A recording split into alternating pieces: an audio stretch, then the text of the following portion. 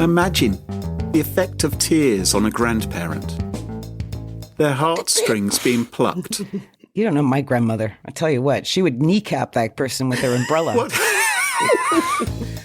She'd be like, get out of here. It's true, the Theriauts are a dangerous lot.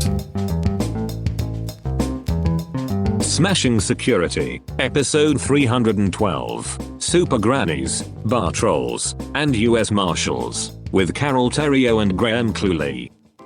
Hello, and welcome to Smashing Security, episode 312. My name's Cluley. And I'm Carole Theriault. And this week on the show, Carole, who are we joined by?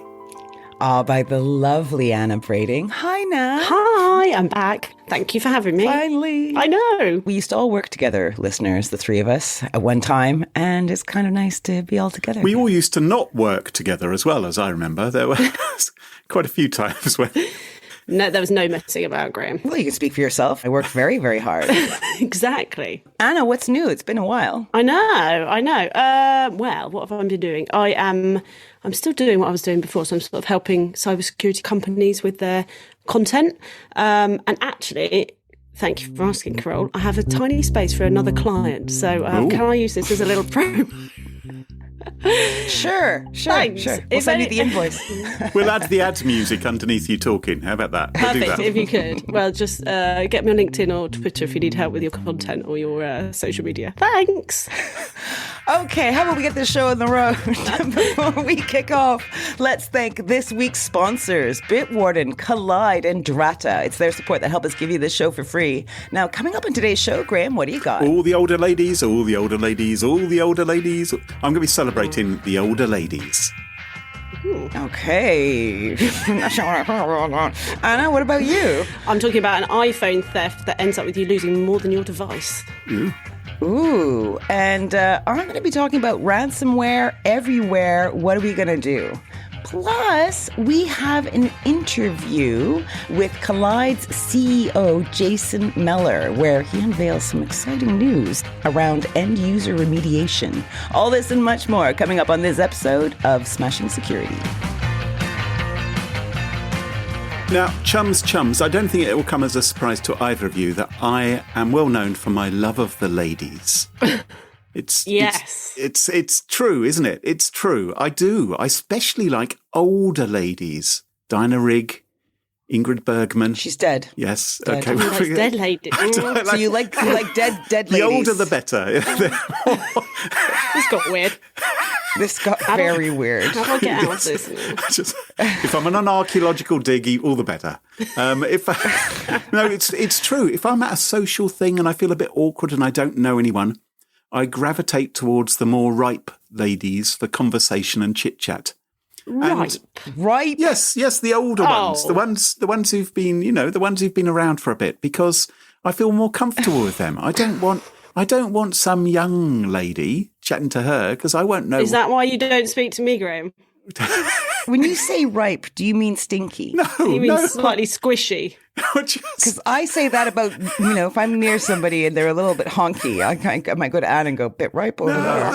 I just like the more elderly lady, the more experienced lady, not because I'm going to romance scam them or anything like that, not because I'm interested in the inheritance, because I feel more comfortable. I feel there's less testosterone swishing around. There's less, and they've got good stories, right? They're going to have some tales to tell me. Hold on, isn't there more with an older lady? Yeah, and whose testosterone are we talking about? Basically, you're saying you're not turned on by them, so it's much better for you. You can hold a conversation.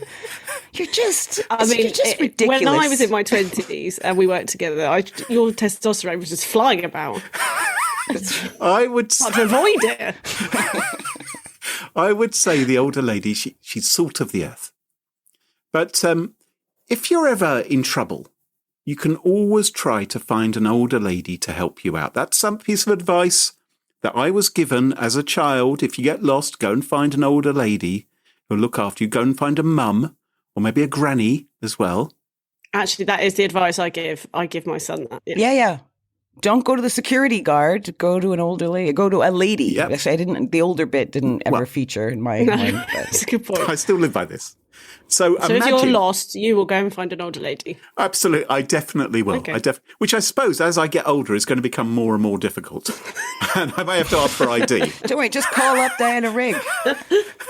Anyway, so imagine, for instance, you are out with your mate Dave, right? You're in his car, you're driving around in the evening and you have a car accident. Crash, bang, wallop, right? Imagine, oh, crumbs. So there I am. I've had a car accident. The cops come along and the cops say, okay, get out of the vehicle, they say. And you step out of the vehicle and they find some suspicious substances, not easy to say with your teeth in the glove compartment.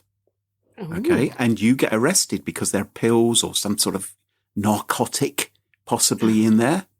You get arrested, you get put in a little cell for a while, and you need bond money to get out, right? In order So you're in jail. You're in jail and you need money. Yeah. You're in a sticky pickle.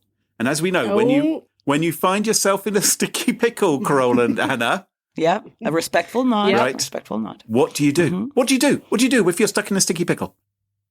Well, you listen to a podcast, first of all. They could have taken your earphones off you in case you try and hang yourself from the ceiling. They probably haven't let you. You just go, I have a phone call, lawyer. Yeah. Right? You could ring a lawyer. Do I call an old lady?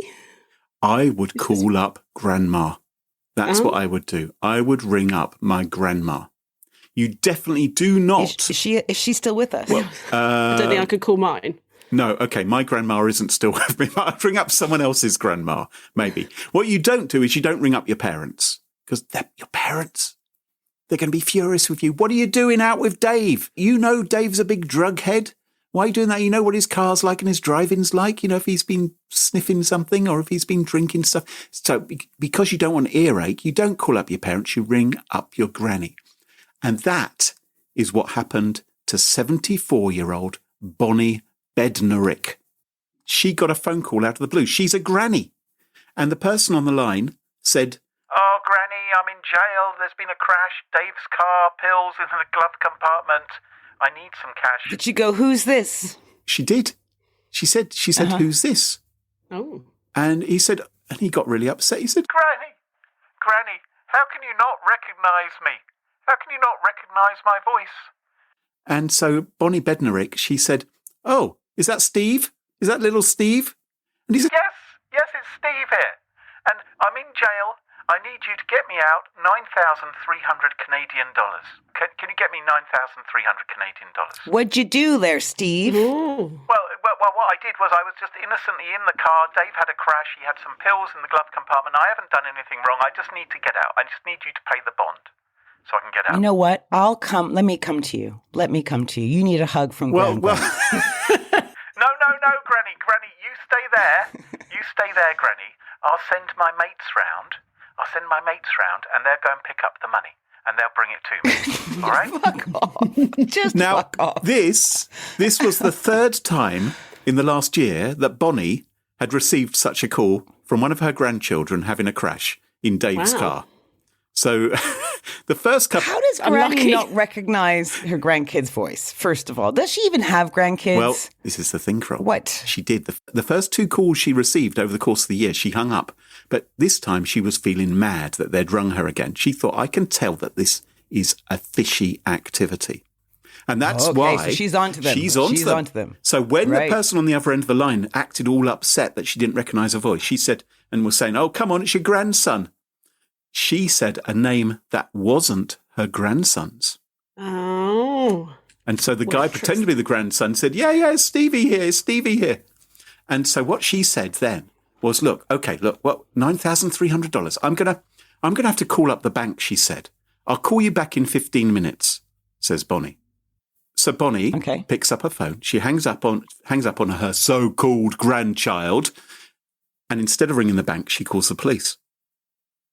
And the police, this is in Canada, by the way. Oh. Yes, now you're... Piqued your interest? Right. It's a big country. Where? Now you're interested. So the fraud unit at the police got mobilised instantly. So they've constantly got a fraud department waiting. They're like on a trigger. They're just waiting for the bat signal to go off. They will race out. And go where? To set up surveillance near Bonnie Bednarick's home. Oh. Really? Because the people are coming over to pick it up in person. because Stevie in the jail, he can't come round to pick it up, can he? Because he's, quote, in jail. They're not going to let him out. So, yeah, sure, you go out and go and get some money. So he's using this ruse of, I'll send a couple of my mates round to do this instead. Right. So the cops, they set everything up. And they're dressed in plain clothes, right? So they've got like fake mustaches. Imagine how a normal Canadian looks, right? Yep, plaid shirt. Exactly. Moustache. Snowshoes. Canadians are extremely fashionable and practical, Yes. and I'll have nothing said about it. Well, plaid shirts are fat. I am wearing one right now. I look like Bryan Adams myself. Canadians remove them now. It's suddenly changed. No longer on trend. So she kept him on the line, but then she needed to keep him going for a little bit longer. Then she said, I have to ring my husband because I don't have the car in order to go out and get the cash from the bank. Because the cops said, waste his time. Exactly, waste his time because we're going to be putting our shirts on and getting all comfy and buying the donuts, for the stakeout. But sure enough, after a while, these two goons showed up at Bonnie Bednarick's house asking for the 9,300 Canadian dollars. And the fraud cops swooped. They collared them. And as a consequence, 2 men have been arrested. Apparently, the police say they've picked up a fairly large quantity of money. I don't know what that means. A fairly large, a few envelopes from worth. Our girl? From our grandparents? No, not from the granny. Never got the money, Carole. From the goons. It was from the goons because they've been doing this on lots of grannies. Oh, and keeping the money in their wallets. Yeah, well, or they went to their house. They went. I don't know the exact details. The exact details. Right, no, it would demand research. Well, no, right. I've tried quite hard. It does seem like you have. And I haven't found out where the money was held in an envelope. I don't know exactly where the envelope was, but they captured these two chaps. This is in Windsor, by the way. Windsor, which is that Ontario, Carole? Yeah, Windsor, Ontario. Thank you very I much. went to university very close to there. There you go. So, and they actually rolled out Bonnie Bednarick, the 74-year-old granny, at the press conference where she gave a warning to... Does she rolled her out? Your language. Literally? What's wrong? No, not on a gurney. What? It's not like she's... I meant in a wheelchair, Graham. No, I mean, they brought her out in front of the microphone. They invited her on stage. She strode out like a conquering hero. Yes, that's what we like. Yep. And she advised all of the senior Canadians that they need to be vigilant. And if you get a call like this, never, ever release your grandson or granddaughter's name. Make them say what it is. And maybe perhaps have a better relationship with your grandchild that you actually recognise their voice. That could also be a good tip. Perhaps. Yeah. And call your family, call the police. But don't obviously have people coming round and picking up tens of thousands of Canadian dollars. I can't imagine many, older people would be like, oh, yes, send round some guys I've never met. Well, because I live on my own and that feels great. The boy was crying, Carole. Imagine the effect of tears on a grandparent. Well, that is their true. heartstrings being plucked. You don't know my grandmother. I tell you what, she would kneecap that person with her umbrella. What? She'd be like, I'll get out of here. It's true. The Theriauts are a dangerous lot. Anyway, I think so often you will hear people saying, oh, the elderly are getting scammed all the time. Well, sometimes the elderly are much, much smarter and much more on their toes. So good for Bonnie. I think. And good for you, Graham. Well, thank you very much. If I am ever in Windsor, Ontario, I may look up Bonnie Bednarick and perhaps want to hang out with her. No, I just meant you're getting older. Well, well thank It's you. not long now. Maybe not. One day, too, you will be bright on these things. Fantastic.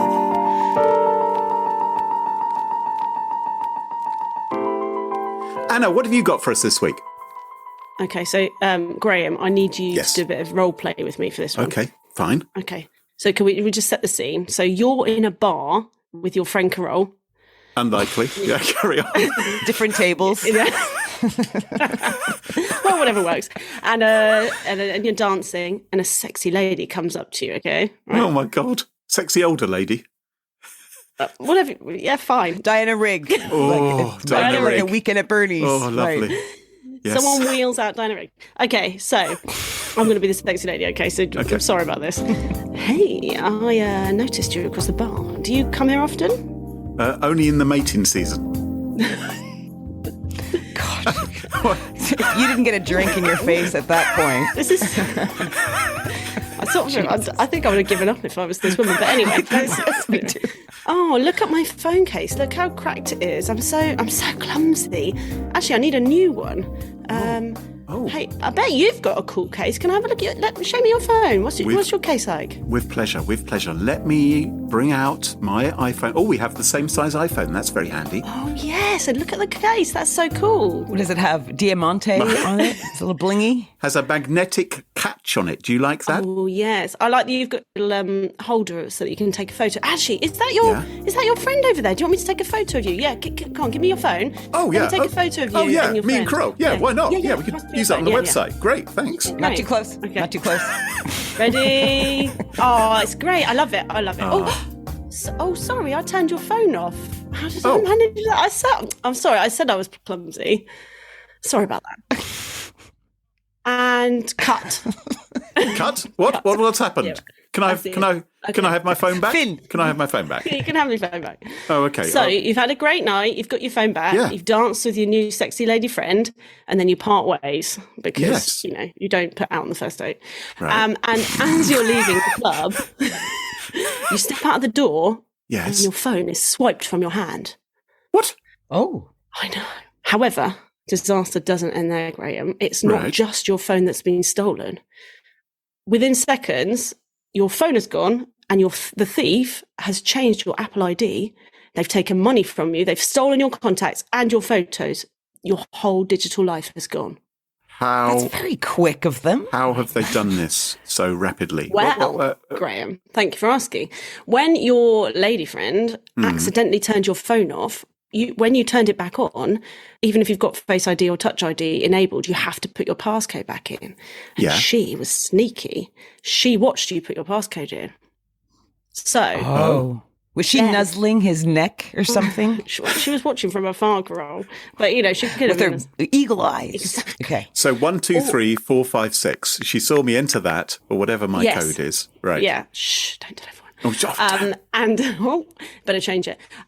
So all that someone needs in order to change your Apple ID on your phone is your passcode. So when the thief steals your phone, they can use your passcode to get into it, and then they immediately change your password, which is associated with your Apple ID. And then that gives them continuous access to your account because they can force a sign out for everywhere that you're logged in and also disable Find My iPhone. So they've got your entire phone, the contents of your phone, and everything in the cloud. So they can run charges to your Apple account. They can take anything that's in the cloud. They can change the Face ID and Touch ID, obviously. And if you've stored passwords on your device, then the thief can access other accounts as well. So like if your social media account is on there, they can get that too. If you're using like Apple Touch or whatever, like your fingerprint or biometrics. You can't, because when your phone turns off, when you turn it back on, you have to re-enter the passcode. You do. Yeah, that's right. So they will have seen Graham putting his passcode in. So wouldn't it be good if Apple phones, when you switch them off and then switch them on again, rather than just asking for the passcode, if it actually said, okay, you've got the passcode right, now give me your fingerprint? Yes. No, because people like me don't like to give our fingerprints to the phone. And that's your choice, Carole. But I'm just saying, for those people that could be an option. For those people who've set up Touch ID or Face ID, why doesn't it ask you then to do that, just in case someone has shoulder surfed you for your passcode on your phone? Yeah. Yeah, because Apple say it's rare that this is happening because it requires both the phone and the passcode. But police are saying it's much more common. How do Apple know it's rare? What a load of old nonsense. I just think. Well, yeah, who's going to report it to Apple? Who's going to report that I had a woman nuzzling my neck while I entered my passcode? She seemed to like the cut of my jib. I find it...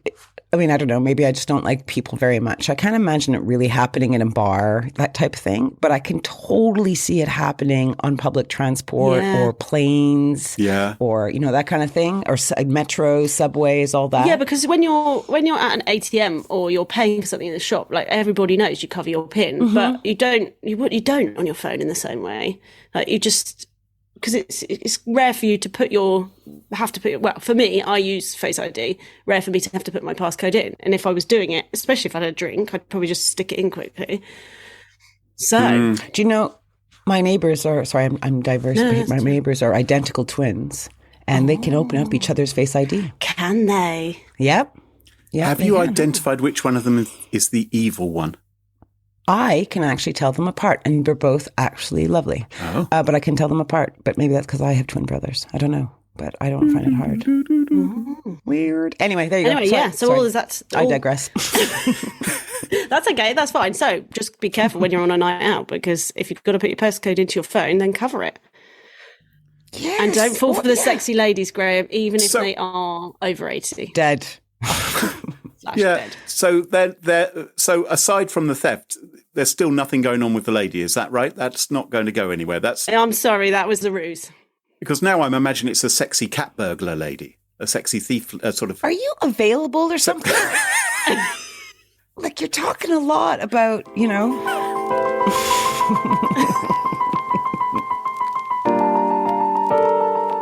Carole, what have you got for us? Well, pop quiz to start, Kay. Do you know what the oldest federal law enforcement agency might be in the U.S.? Oh. Boston, Massachusetts.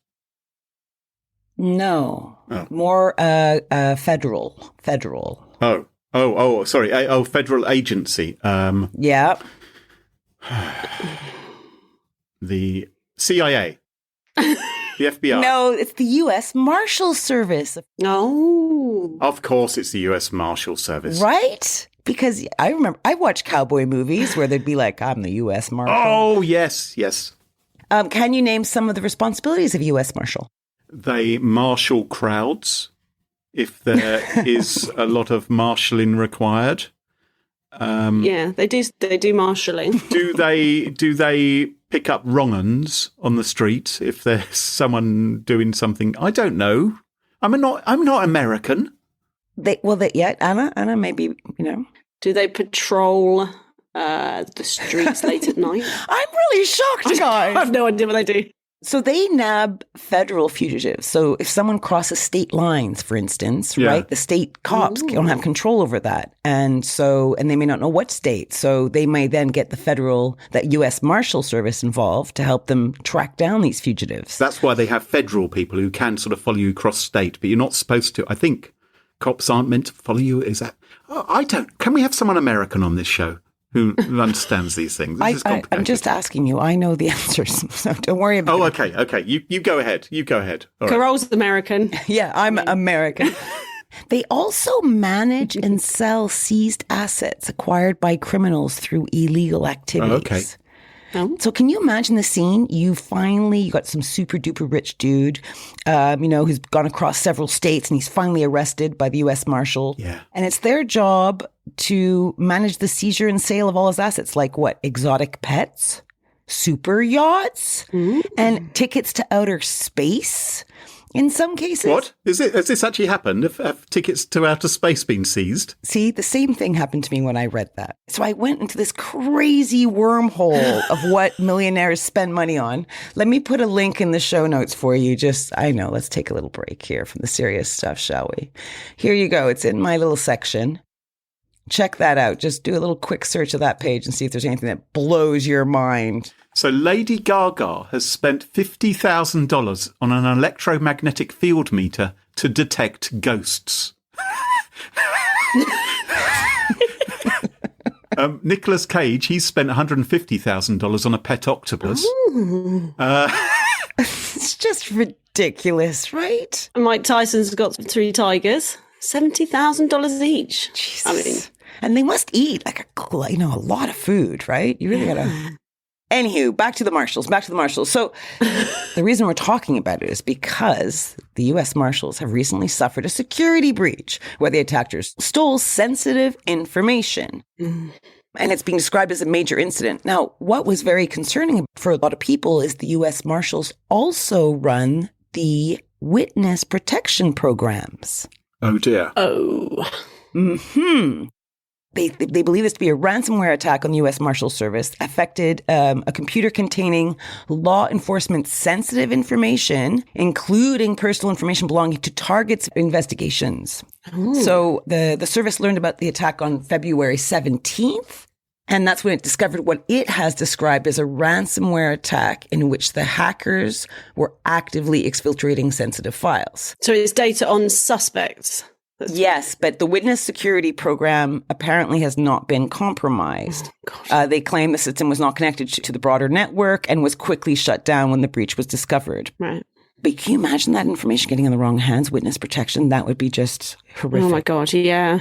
Oh, yeah. But we know that the US Marshals Service is not the only organization to be affected by ransomware, right? There's been a whole slew of ransomware attacks. Oh, it's everywhere. Yes. Even this week, we had a Minnesota school district, a Washington public bus system. All of these guys reported ransomware attacks.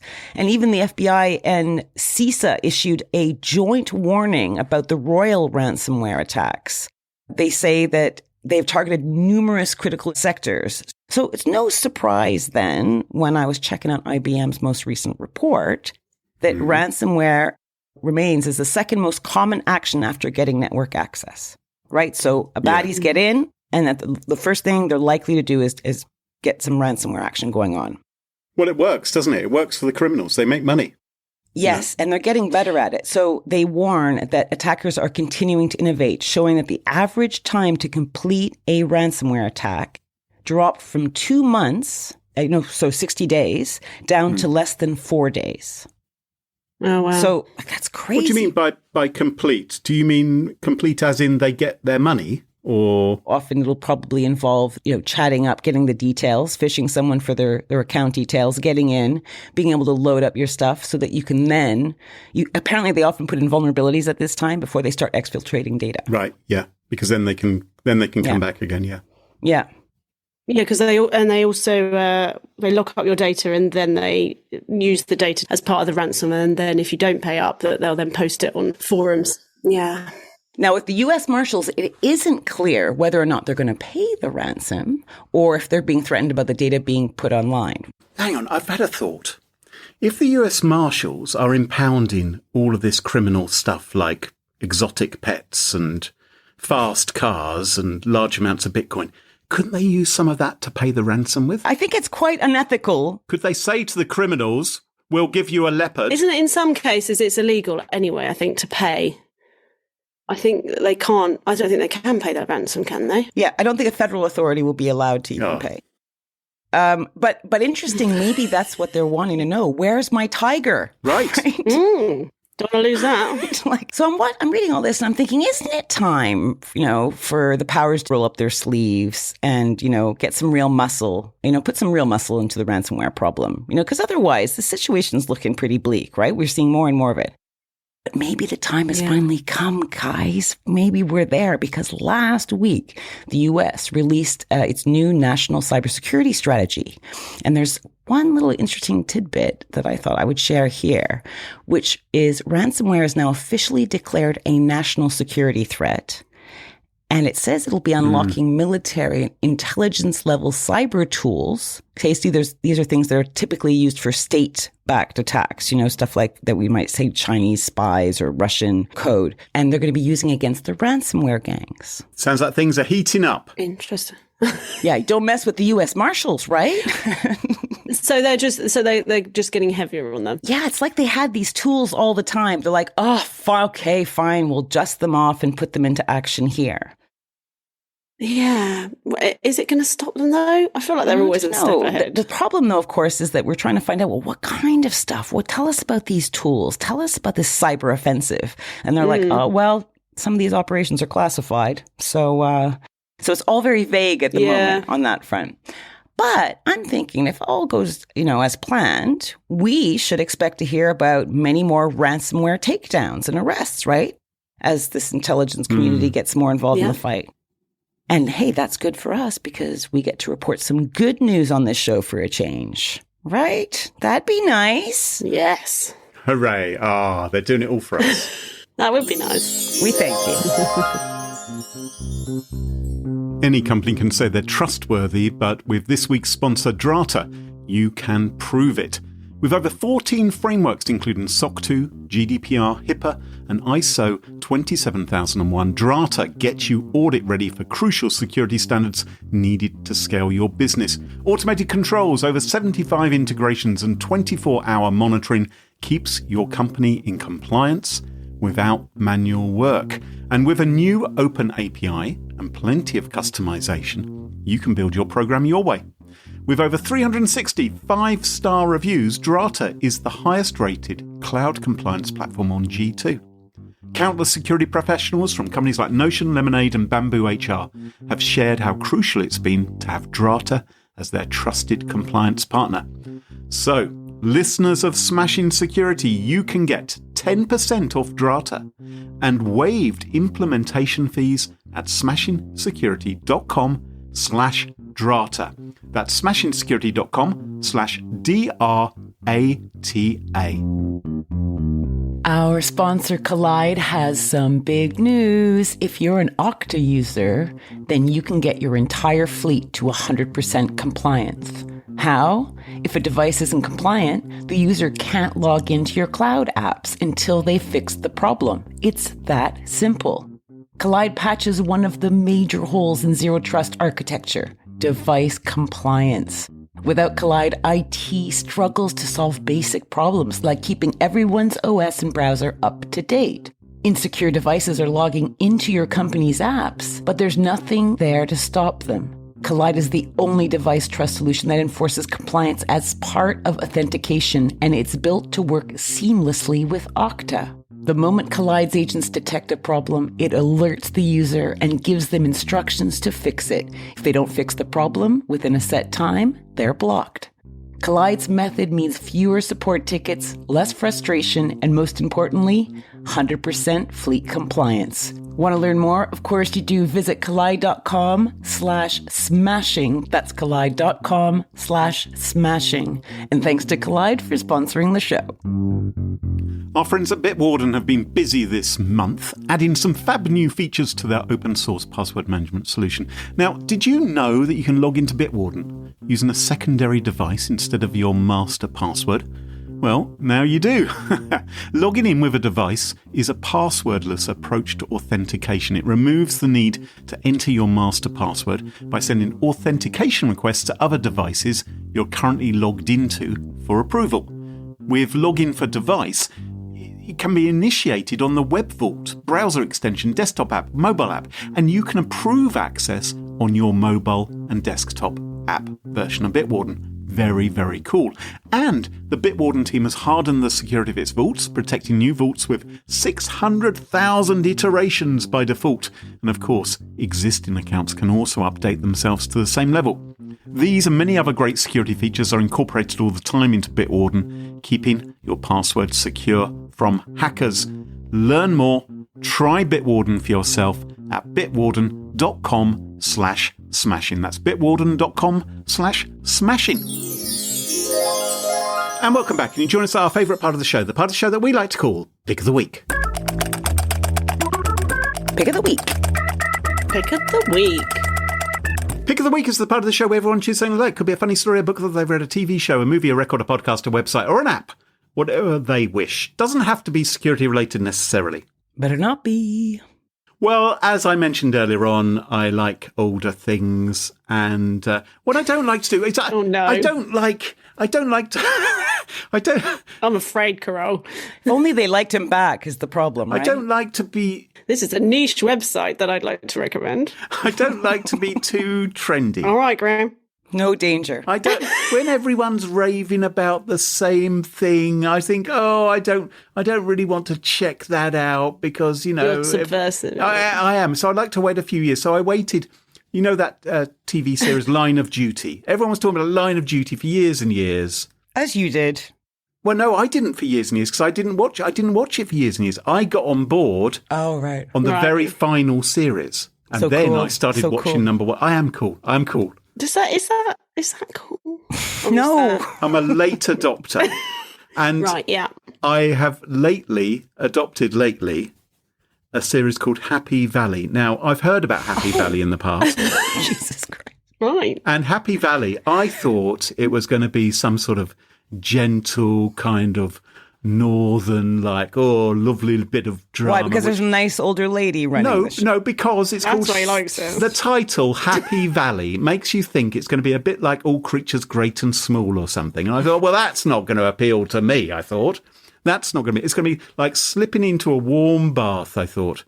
Very nice if you like that kind of thing, but, not really my cup of tea. Anyway, people kept on talking about it, and I thought, oh, really? Is it such a big deal? So I thought, well, I'll just check out episode 1 of the first series. So I turned on Happy Valley, and it has this actress, Sarah Lancashire, used to be in... She's glorious. Raquel. She used to, yes, Coronation Street, I believe, right? Which is the top British soap, I think. And, I was going to say EastEnders. Can you believe how bad? They're all the same. She was in a Doctor Who episode as well. So she's been in... And so I just thought, oh, yeah, I can imagine this all being cosy. No, it's not cosy. It's not cosy at all. Oh, my giddy aunt. And it starts off a little bit funny before the title sequence comes in, but then it gets really quite dark quite quickly. And I was like, oh, my giddy aunt. Anyway, I've watched the first series, and it's a police procedural. There are wrong-uns. There are wrong-uns on the street, and they're doing naughty things, and the police are after them, headed up by an older lady who is a grandmother in the show, Sarah Lancashire. And that is why my pick of the week is Happy Valley, which I'm quite enjoying. It's so good. Oh, I'll pretend to be Graham here. Anna, Carole, have you seen it? Graham, thanks for asking. Yes, I have. Oh, that's interesting.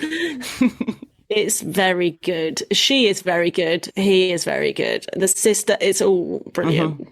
The sister, the relationship between the sister and... Yes. It's just... What are their names and the characters' names? I can't remember now. Catherine and... Catherine. Yeah, and I can't remember what the other one begins with C, probably. The dialogue is very good. I watch it, obviously, with subtitles because I'm of that sort of age. And the dialogue is really quite witty, written by Sally Wainwright. And there are it's not for the kids, I'd say that. There's some rather dark stuff going on. I don't know what the next 2 series are going to be like, but the first series, it was quite dark. Yeah. Yeah, it's. I mean, obviously you're ahead of the trend here, Graham. But the boy in it that who's a tiny boy when you're watching the first series, it's the same boy, and he's like in the last series. I think he's about 17 or something. So it's good to see the progression. That's interesting because he was very good in the first series, and I've only seen the first episode of series 2, and they had a couple of scenes where he's notably not in shot, and they're sort of saying, "Stop kicking that ball against the wall." And you don't see him. And I thought maybe the actor's got too old. Or they told me he's not available. No. So he is going to come back, is he? He was very good, I thought, in the first series. Right, that's interesting. Yeah, he's very good. Okay. Anyway, Happy Valley. You'll find it on BBC iPlayer and, I don't know, other places, I suppose. Welcome to 2020, yep. Graham. Thank you. Anna, what have you got for us this week? Well, Carole, Graham, do you long for the simplicity of your childhood? Yes. Do you? Some aspects, yes. Let's not go there. Maybe, do you look back fondly at the TV shows you used to watch after school? What were your favourite ones? Jam. Truly, truly, truly outrageous. Oh, that was a song. I remember that. She was like some doll, some singer, pop singing cartoon, something. It was ridiculous. Absolutely ridiculous, but I loved it. I liked The Magic Roundabout, John Craven's News Round. Rent a Ghost was quite good. Scooby-Doo. Newsround was the most boring programme you could watch. And actually, my son started watching CBBC and Newsround came on. He was like, this is the most boring show ever. And I said, I know how you feel. I felt like that too. So, you know, we all have different interests. Right? I preferred the, kid dramas. Anyway, you got to have a look at my80stv.com.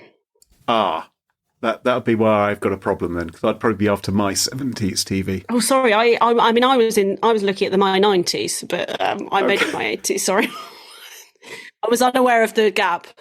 I like the user interface on this website. Yes, it's like an old style television with knobs. Yes, and it says, welcome back to the 1980s. Click on the power button to begin the journey. Okay, push Oh, cool. And so it'll shuffle through a load of old videos and you can toggle on which ones you want. So you can say you want comedy and you want cartoons. You can watch all of them. There's adverts, there's movies, and it's not just 80s. So if you go there's down the right hand side, you can see there's all the way from the 50s to the noughties. And it goes through all the TV from the decades. And what I like about them is that the TV shape changes with each decade, which is like a nice little touch. Yes, I've gone back to the 70s because I saw that was an option, and it's glorious. I love this. This is great fun. It's so nice, and you can add picture noise to it. I think if you press N, so you can see it, you can fuzz it up or less fuzz it. It's great. I love how every time I change the channel, it goes. Ksh, ksh. Yeah, it's gorgeous. Really good pick of the week. Yes. Thank you. It's perfect for procrastination. Very good. Very good. Yeah. My80stv.com. Carole, what's your pick of the week? Well, mine is also a visual thing. Oh. So it's a movie. One that is up for many awards right now. Like it's 11 Oscar nominations. So it's being kind of called the film to beat this year. And it's called Everything Everywhere All at Once. Have you guys heard of it or seen it? Well, it's tipped for the Oscars, isn't it? I think I've seen the trailer. It does seem a bit bonkers. Were you distracted there for a second? What? I think he was. Oh, sorry. What, did you? No, it's fine. It's fine. Did you say it was? We'll keep that in. We'll just show that. I was still watching the TV thing. I was right. Yes, I've seen the trailer, Carole. It's bonkers. It's surreal. It's mad. Michelle Yeoh. Yeah, and how would you describe it? It's like sci-fi. It's a comedy. It's martial arty. It's actiony. Mm-hmm. It's thrillery, and there's also like this whole surreal business happening around that. Yeah. And yeah, it's Michelle Yeoh. She's the star of Graham. Wasn't she in Hidden Tiger, Crouching Panda or something? One of those. Yeah, Crouching Tiger, Hidden Dragon. That's the thing. Yeah.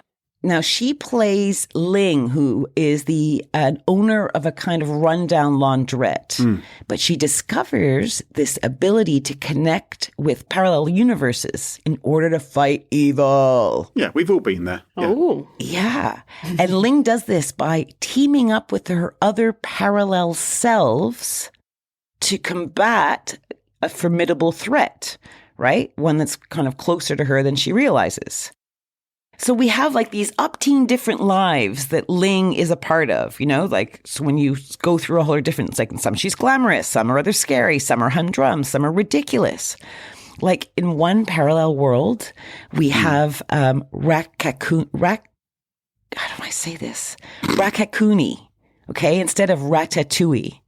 And so there's like a fucking raccoon, you know? Ratatouille, Carole, isn't made out of rats, just so you know. No, I know. But Raccacoonie is made out of raccoons, is it? No, it's the same story, the same premise as Ratatouille, where a rat is helping you. Oh, as the film, not the food. I see. The movie. I'm sorry. I didn't even think that. Yes. So it's like Davy Crockett with a raccoon on his head. And he's directing him as to how to cook in Raccacoonie. Yes, but no. In another weird world, there's people with sausage fingers. Like, it's just so crazy. Another one, we have googly eyes showing up randomly. It's kind of glorious, but it's nuts. Like you say, Graham, like I haven't seen the trailer. I just watched it last night, but it's completely, utterly nuts and so fast. It's like a cheese dream. Yes. And it's so crazy though.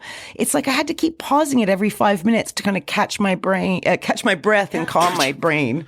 Catch my brain. Yeah. Come back. Calm your breath. It's like an assault, though, on the viewer. It's like a big, long roller coaster, much longer than you expect to be on it at that kind of pace. Were you throwing up? Were you feeling sick at the end of this? Or I think I paused it because it was too much. Yeah, but there's yeah. Does it all come together at the that sounds really mad. I hate it when all this is going on and then it doesn't sort of. I need it to sort of have a nice ending for it to feel like it's worth it. I'm not going to be able to answer that without giving anything away. I'm sorry. But I can say there's a good cast. Jamie Lee Curtis plays an incredible, horrible IRS agent. Yes. And Ke Huy Quan, he was from The Goonies, if you remember that. He plays Ling's husband, Waymond, with a W. Waymond.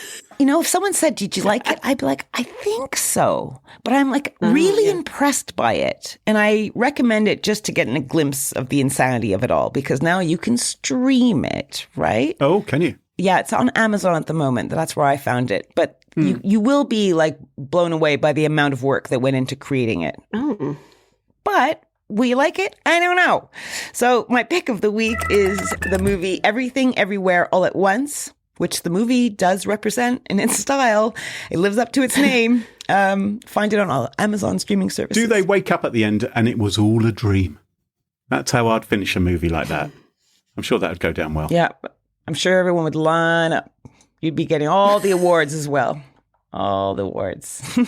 Now, Carole, you've been chatting to the people at Kolide this week. Yes. Well, I caught up with Kolide CEO Jason Meller. What a passionate guy. He shared some big news with us. So listen up, folks.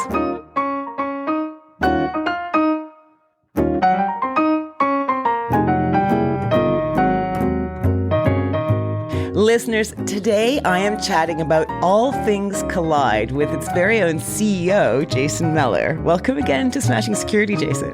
Oh, thank you so much for having me. We chatted actually last year. Our interview is featured on episode 265, if listeners want to check that out. So it's great to have you back. Wow, it's been a year already. It feels like that was like 3 weeks ago. Time flies when you're busy. That's right. So just to kick things off, am I right in saying that Kolide champions a zero trust model when it comes to security? Yeah, absolutely. So this is something that you're going to hear us starting to talk about more and more. Originally, we really shied away from the term specifically zero trust.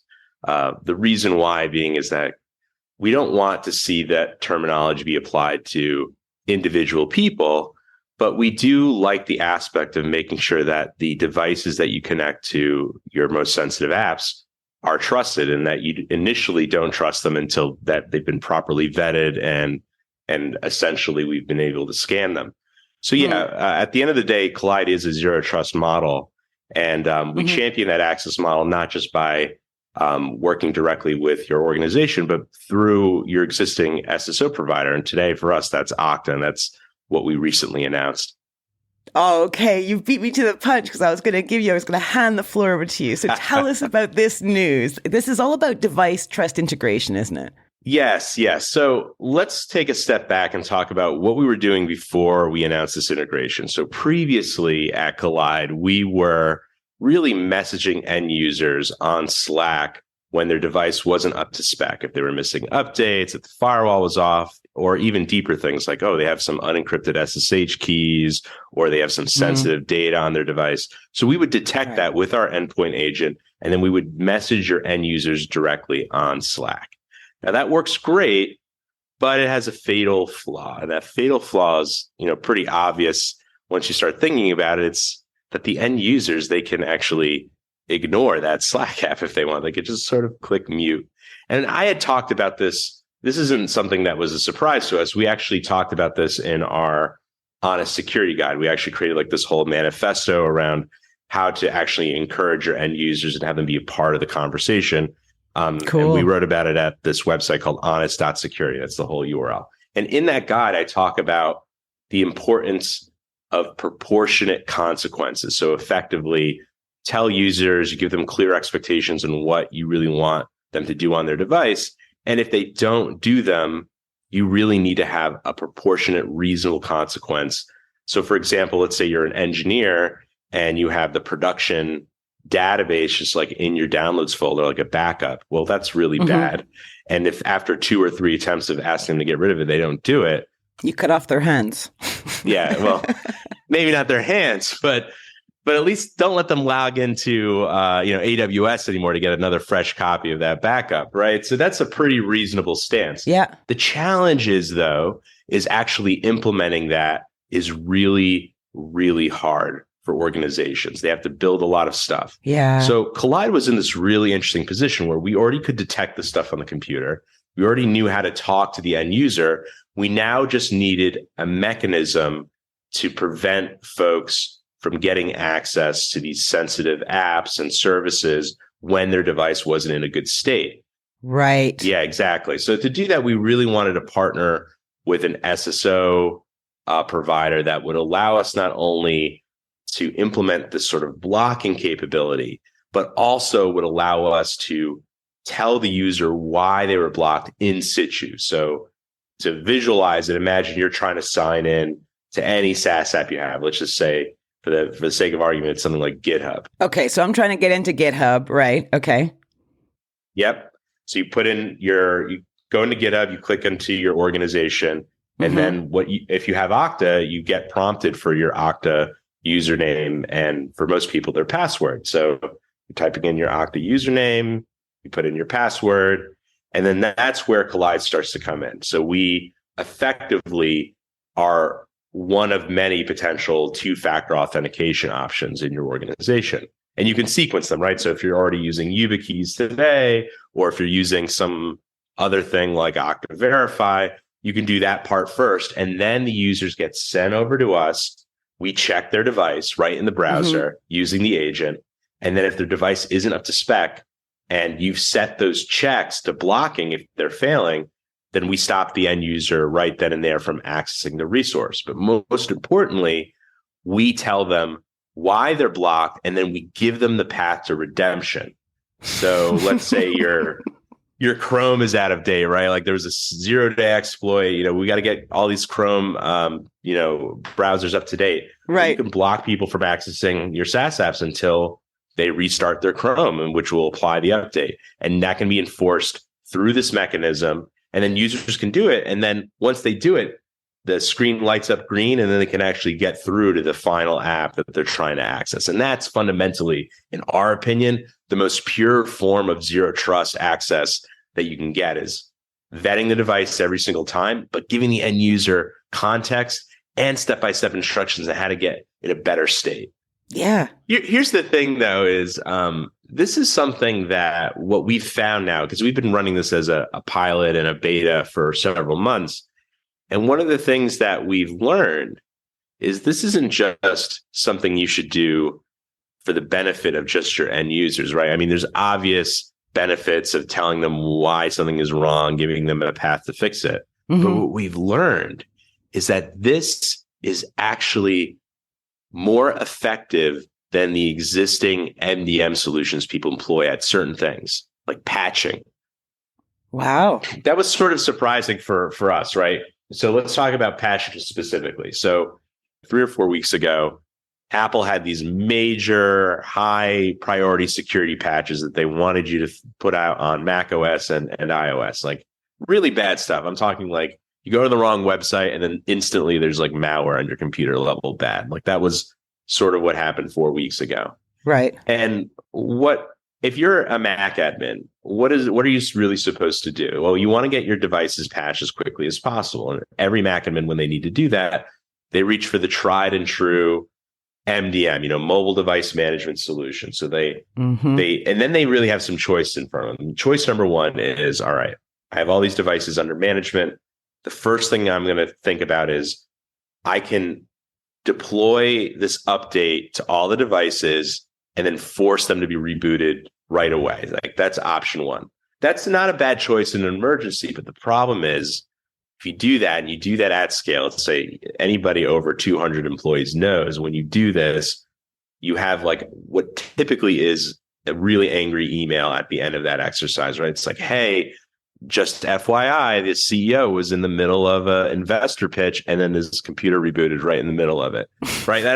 Every IT person listening to this has been in that scenario where you're doing the right thing, but then you create this massive data loss event. And that's just one person. Of course, it's always the CEO. That's Murphy's Law.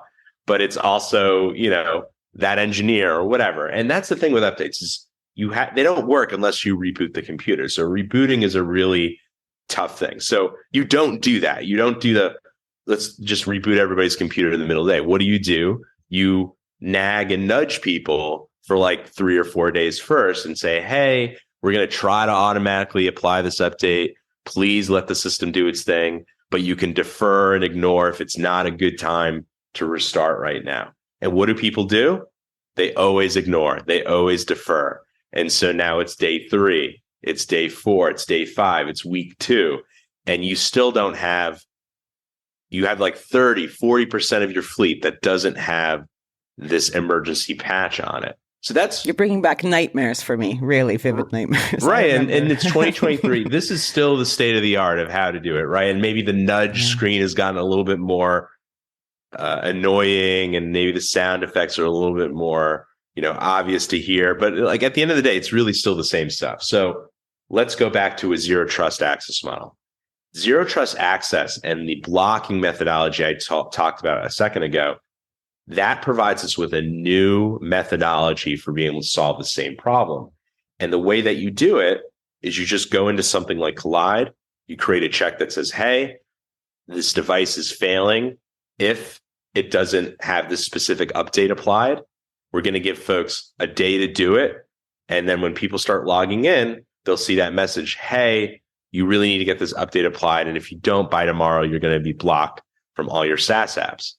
They're significantly more encouraged to get it done. It's not that they're just more encouraged, which they are. But the thing is, they have the agency to decide when to take the disruption. There's a clear consequence at the end of the road that's like right on the horizon that they can see and they can visualize and they know is real because they've maybe been blocked before. And now they have the agency to say, all right, I need to take care of this tonight, and I'm going to do that. And if I don't do it and I get blocked tomorrow, it's not the IT team's fault. It's totally my responsibility. So you've now taken what is really a responsibility of a small group of individuals, the IT and security team, and you've crowdsourced it out to your entire organization, and you've created a system that can work at scale. So in practice, our customers who had this rolled out already when that patch event happened, they had 90 to 100% of their devices patched within 48 hours without a single complaint, no data loss events. And that was just by handing the users the reins and giving them a proportionate consequence for not getting it done.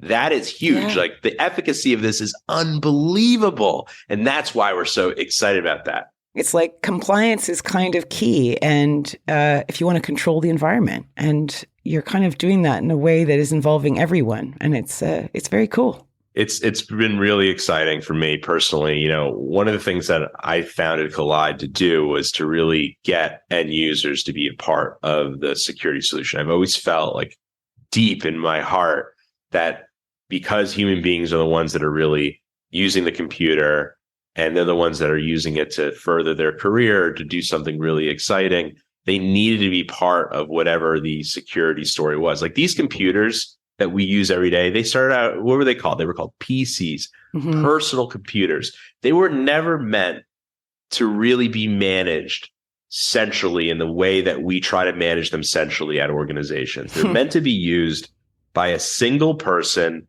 sitting in front of them, driving them. Like that is really how they've been designed from the ground up, especially Macs, which they've really bucked the trend of becoming like an enterprise-friendly, operating system since its inception. And only very recently, like in the last 5 to 10 years, have tried to embrace this idea of centralized management, but it doesn't work very well. And if you've been an IT administrator the last 10 years, you know that.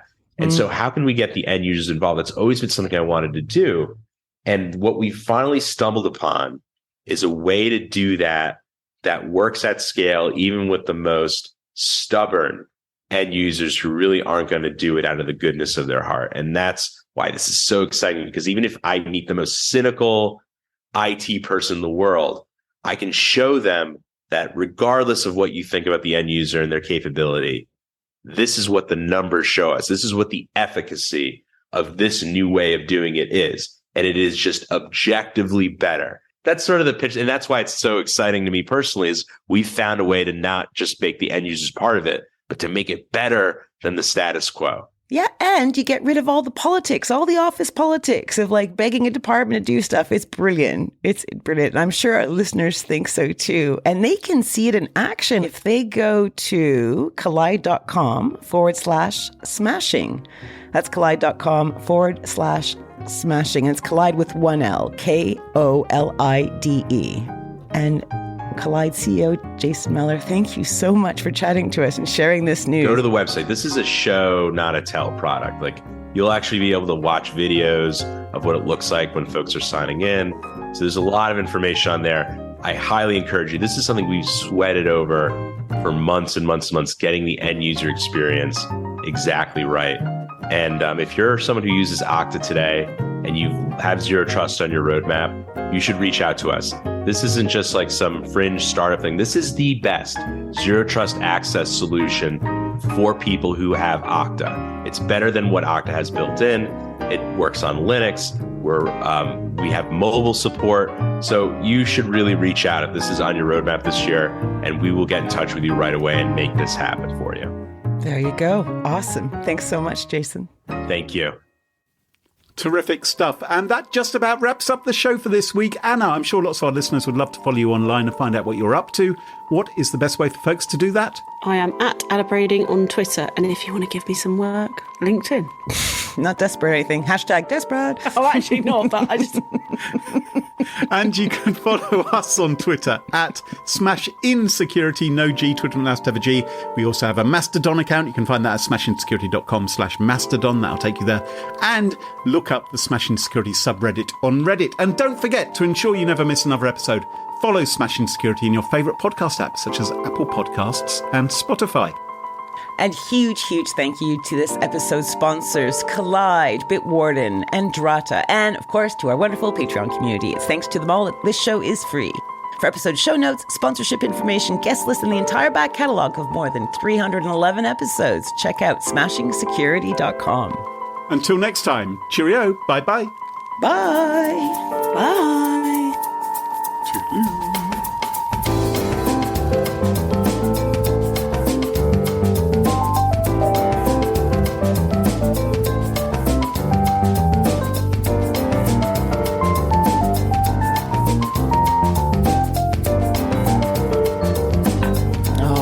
Anna, thank you so much for coming on the show.